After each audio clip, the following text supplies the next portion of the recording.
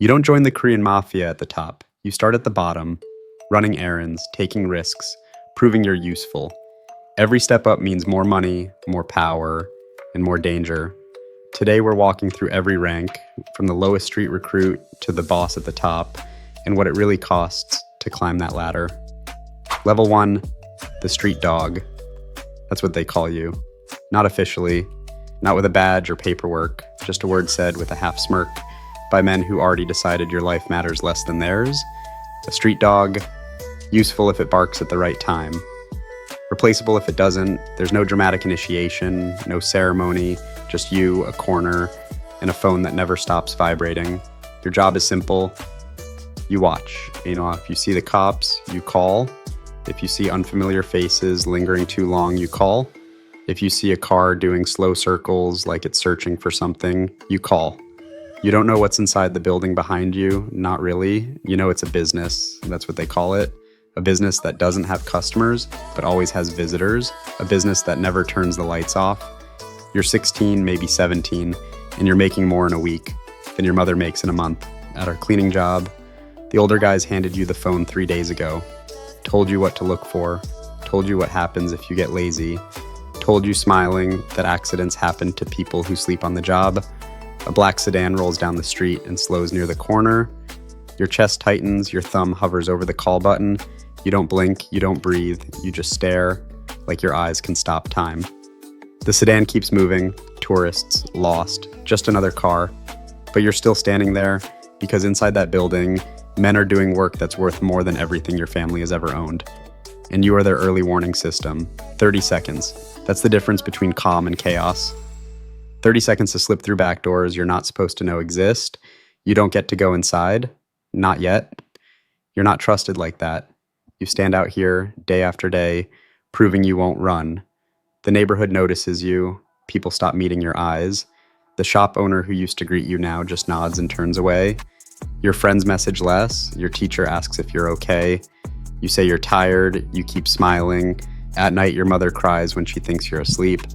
But the money keeps coming, and your little brother has new shoes, so nobody says what they're thinking. At level 1, you don't have power, you have position. You move up the same way a stray dog moves up, by surviving long enough that someone decides you're worth feeding. Level 2, the new one. Now you're inside the circle, not in the middle, not even close, but you're no longer just the kid on the corner. You're a new member, a Sinib, the rookie. How do you get here? You don't get here by being brave once. You get here by being consistent when nobody's watching.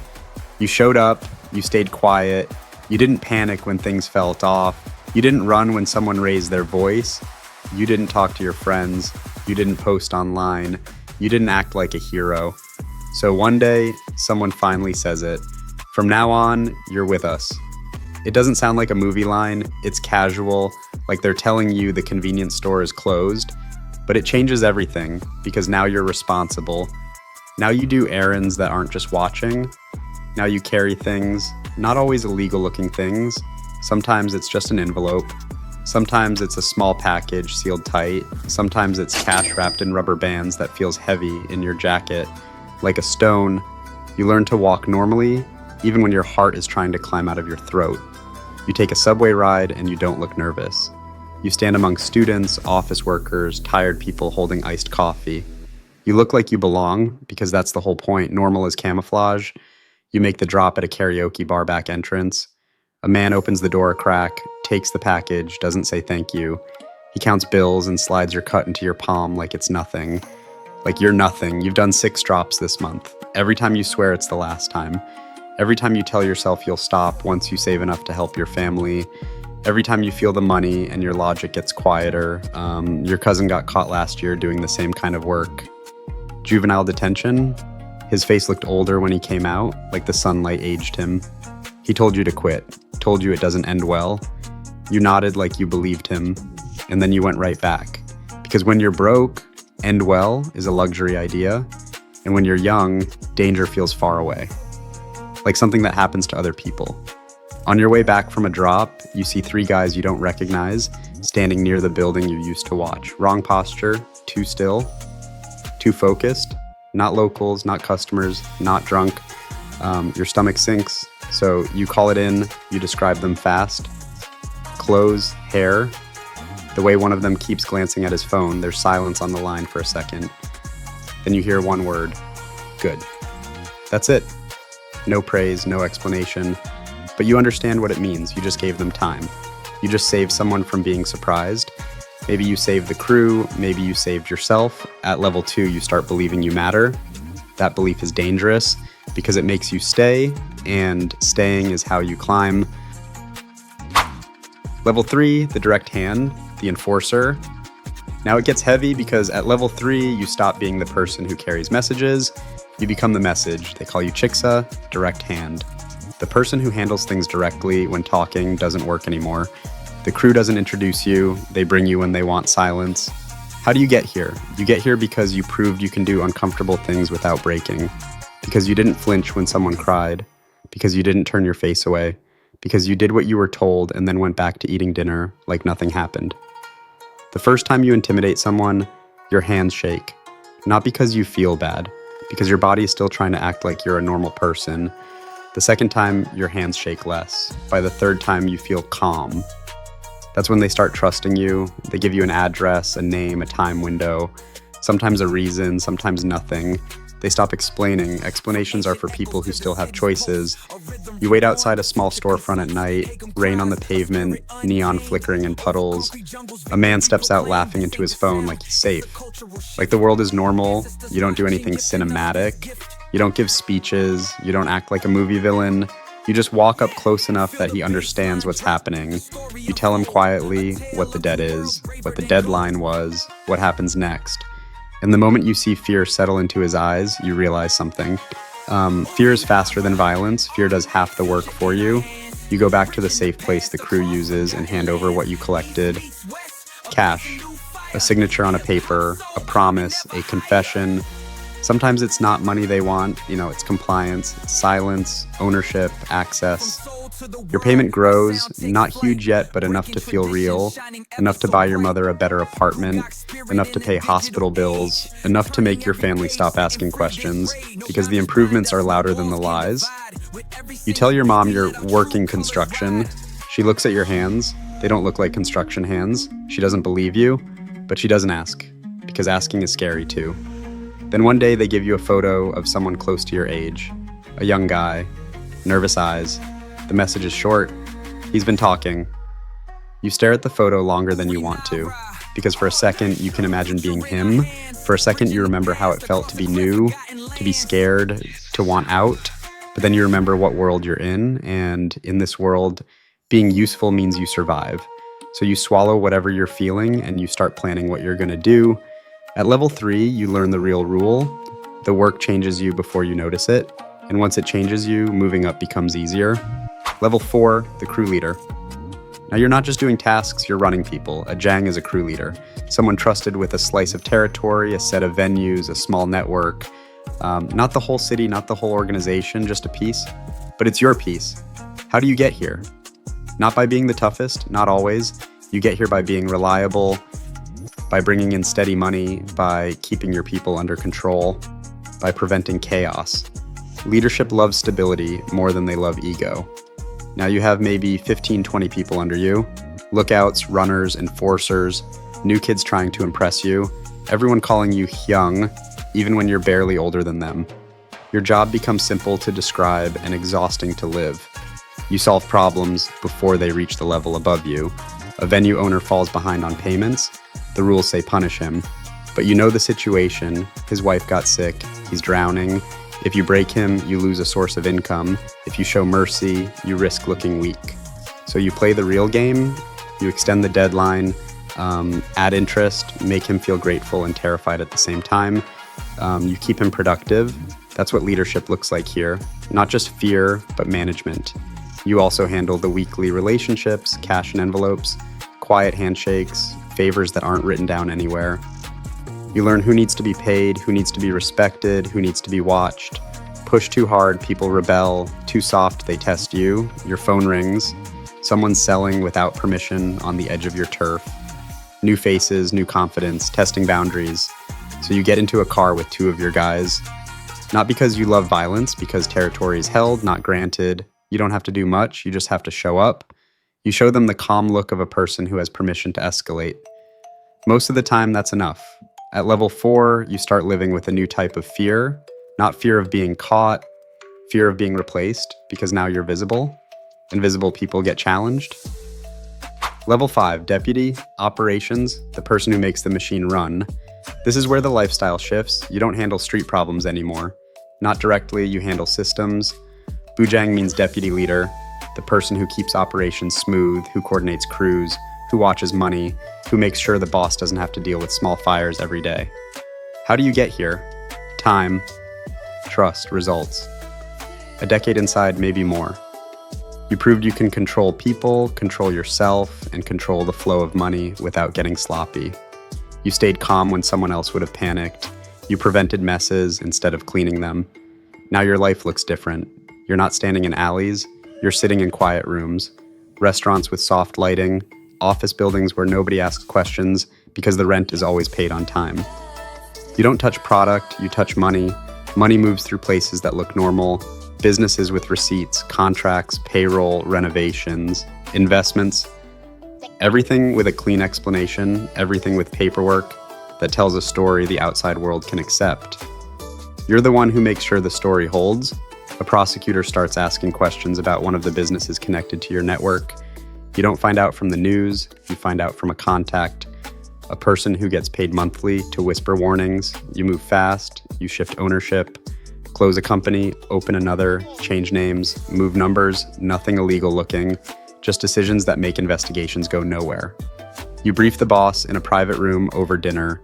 He doesn't compliment you, he just nods. But that nod means everything. It means you're valuable. It also means you know too much. At this level, protection is conditional.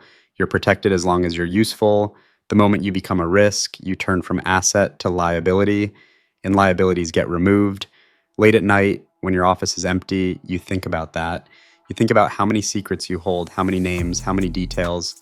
You start building an exit plan quietly, not because you're leaving tomorrow, but because you've seen how quickly a trusted deputy can become a problem. At level 5, you're not scared of the street anymore. You're scared of the people above you, and that fear is what keeps you sharp. Level 6, the senior executive, regional controller. Now it gets big. At level 6, you don't control a venue or a neighborhood. You control networks. Sangsa is a senior figure, someone with authority over multiple crews, multiple leaders, multiple streams of money. This is where the organization starts looking less like a gang and more like a corporation with muscle. How do you get here? You survive long enough to be trusted and smart enough to be feared. You solve problems without creating new ones. You maintain relationships. You keep the money consistent. You keep drama contained. Now dozens of leaders report to you, not because they love you, because they have to. Your work is logistics, coordination, discipline. A shipment disappears. Not a package, a major loss. Enough money to change lives, enough to make everyone nervous. You don't yell. You call a meeting. They show up sweating before they even sit down. You can see it. The way they avoid eye contact, the way they laugh too hard at nothing, the way someone's hands won't stay still. Somebody knows something, you don't accuse anyone directly. That's not how power works at this level. You explain calmly that failure has consequences, that someone made a mistake, and mistakes don't stay isolated. Mistakes spread, mistakes invite attention. You give them a deadline to fix the problem, then you leave. 24 hours later, one of the leaders in that region is gone. No long explanation, no public statement, just absence. And the message spreads faster than words ever could. At level 6, fear is not loud, fear is organized. Your phone rings. Someone above you wants a private meeting. Your stomach tightens. Meetings at this level are never casual. A meeting could mean promotion or suspicion or a quiet decision you won't see coming. You dress carefully, not flashy, not sloppy, controlled. At this level, one wrong sentence can end you. You climbed high enough that the fall would be fatal, but not high enough to be safe. Level 7, the E-Vice boss, the chair next to the throne. This is where real decisions happen. Bu Huizhang is the vice leader, the person close enough to the top to influence strategy, to speak in meetings that reshape the organization, to negotiate with other groups and settle conflicts that could become wars. How do you get here? You're either chosen or you survive everyone else who wanted it. You didn't just make money, you made stability, you made alliances, you became the person who can talk to anyone, rivals, business partners, corrupt insiders, and leave the room with what you need. By now, law enforcement knows your name, not your face necessarily, but your name is in files, your role is suspected, there are people watching your circle, so your life becomes smaller, more guards, more caution, fewer casual outings, fewer friends. Because friends can be used against you, you live in secure places, private residences with cameras and controlled entrances. You don't walk outside just to feel the air. You don't stand in crowds. You don't take spontaneous drives. Power for freedom, that's the trade. You sit at the table where decisions are made, not at the head, but close enough that the air feels different. Everyone chooses words carefully, everyone waits for cues. Silence becomes a weapon. There's a problem. A rival group is pushing into territory, testing limits, taking income, hurting people. Some at the table want immediate retaliation, others want negotiation, split the territory, stop the bleeding. You don't speak right away, you listen, because at this level, the correct answer isn't always what's right. It's what keeps the organization alive. It's what keeps the boss satisfied. It's what keeps you sitting in that chair tomorrow. The leader at the head of the table stays quiet. His silence presses down on everyone. Then his eyes move to you. What do you think? It's a test. There's always a test. And you understand something terrifying. You can't just be smart. You have to be smart in the exact way the boss wants you to be smart. So you take your time. You choose every word like it could be your last, because it might be. At level 7, you're powerful enough to move the world around you, but you're also close enough to the top that one misread moment can erase you. Level 8, the boss, the myth. At the top sits the Daejang, the leader, the one outsiders picture when they hear Mafia. But being the boss isn't glamorous, it's lonely. How do you get here? You don't get promoted, you outlast, you win, you inherit. You take it when someone else falls. Sometimes the old boss goes to prison, sometimes he disappears, sometimes he retires into legitimate businesses, sometimes he's pushed aside quietly. Leadership changes are not always violent, but they are never simple. Now you control everything, not with your hands, but with your decisions.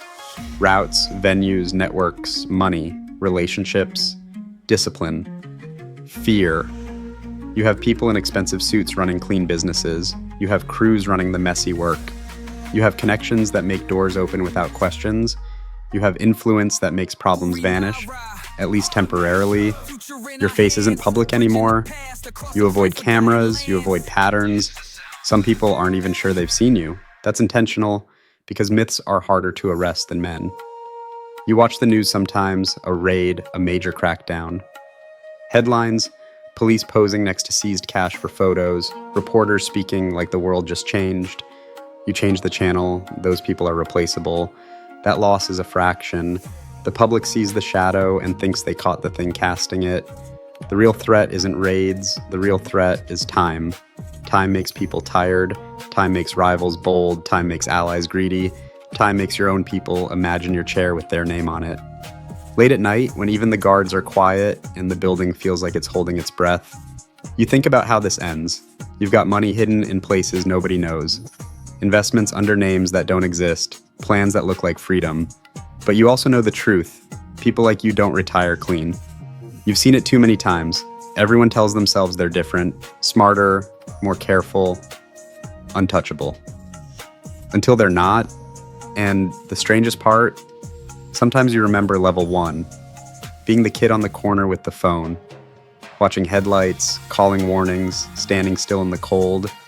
Back then, you thought the top meant safety. Now you're at the top and you've never felt less safe. Here's the part nobody puts in the movies. At the bottom, you risk your future for money. In the middle, you risk your freedom for status. At the top, you risk your life to keep what you already have. The latter doesn't lead to peace, it leads to a smaller world. Fewer people you can trust, fewer places you can go, fewer nights you sleep without checking the door twice. And the worst part is how normal it becomes. Your first step feels like survival, your second step feels like progress, your third step feels like purpose. Then one day, you look around and realize you've been building a cage the whole time and calling it an empire. So when people ask why someone stays in that life, the answer isn't always greed. Sometimes it's momentum, sometimes it's fear, sometimes it's the quiet understanding that the exit costs more than the entrance ever did. If you want more documentary-style breakdowns of hidden hierarchies, the kind that look powerful from far away but collapse up close, subscribe. And tell me in the comments, which rank do you think is the most dangerous? The bottom, where you're disposable, or the top, where you're surrounded but still alone? Because in the end, the truth is simple. You're untouchable until you're not.